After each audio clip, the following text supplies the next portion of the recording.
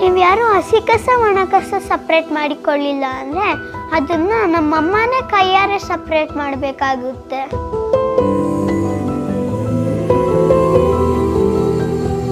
ಅಷ್ಟೊಂದು ಗಲೀಜು ವಾಸನೆ, ನಮ್ಮಮ್ಮಂಗೆ ಮನೆಗೆ ಬಂದು ಊಟ ಮಾಡೋಕ್ಕೆ ಕಷ್ಟ ಆಗುತ್ತೆ.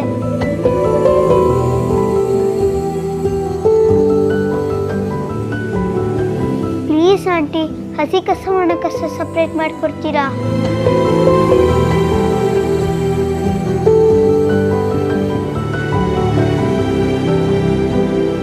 ನಮ್ಮಮ್ಮನೂ ಊಟ ಮಾಡಬೇಕಲ್ವಾ ಆಂಟಿ?